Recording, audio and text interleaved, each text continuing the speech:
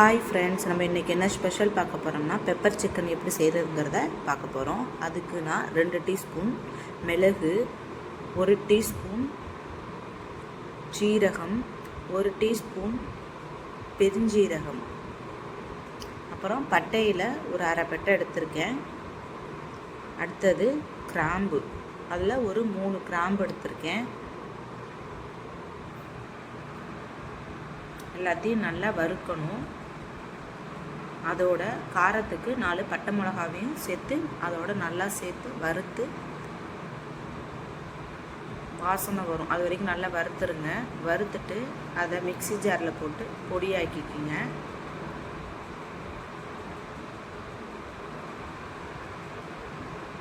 அப்புறம் கடாயில் எண்ணெயை ஊற்றிக்கிங்க.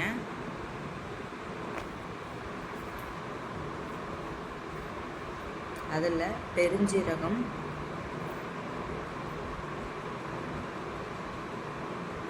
பொரிஞ்சோன்னே பட்டை, கிராம்பு, லவங்கம் இதெல்லாம் போட்டு பொரிச்சுக்குங்க. அதோட கருவேப்பிலை நல்லா இதான பிறகு நான் வெங்காயத்தை பொடி பொடியாக நறுக்கின வெங்காயத்தையும் அதோட நல்லா சேர்த்து நல்லா வதக்கிக்குங்க. தேவையான அளவு உப்பு சேர்த்துக்குங்க. அப்போ தான் வெங்காயம் நல்லா வதங்கிடும். அதோட இஞ்சி பூண்டு பேஸ்ட்டு கொஞ்சம் நான் சேர்த்துருக்கேன்.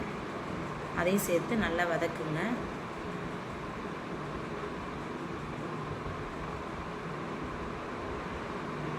நல்லா இஞ்சி பூண்டு பேஸ்ட்டும் வதங்கின பிறகு நம்ம எடுத்து வச்சுருக்க தக்காளி, நான் ஒரு 2 தக்காளி நறுக்கி எடுத்து வச்சுருக்கேன். அந்த தக்காளியை சின்ன சின்னதாக கட் பண்ணி அதையும் சேர்த்துக்குங்க. அதையும் நல்லா எண்ணெயிலே வதக்குங்க.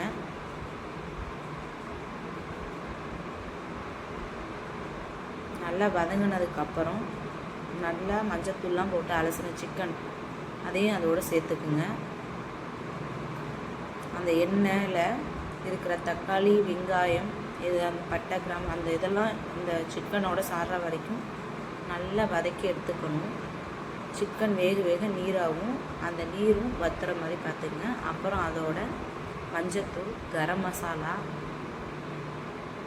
நம்ம அடுத்து அரைச்சி வச்சுருக்கோம்ல அந்த தூளை, மிளகுத்தூள், அந்த இதையும் சேர்த்து அதோட மிக்ஸ் பண்ணி நல்லா வறுத்துக்குங்க.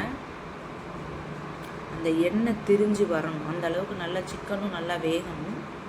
அந்த மாதிரி நல்லா வதக்கி எடுத்திங்கன்னா சுவையான பெப்பர் சிக்கன் ரெடி ஆயிரும். இது பிடிச்சிருந்தா லைக் பண்ணுங்கள், ஷேர் பண்ணுங்கள், மறந்துடாமல் சப்ஸ்கிரைப் பண்ணுங்கள். நல்லா வெந்ததுக்கப்புறம் அதில் கொத்தமல்லி இலையை கிள்ளி தூவிட்டுக்குங்க. கொத்தமல்லி வாசனமும் அந்த பெப்பர் சிக்கனில் இருக்கும். சுவையான பெப்பர் சிக்கன் ரெடி.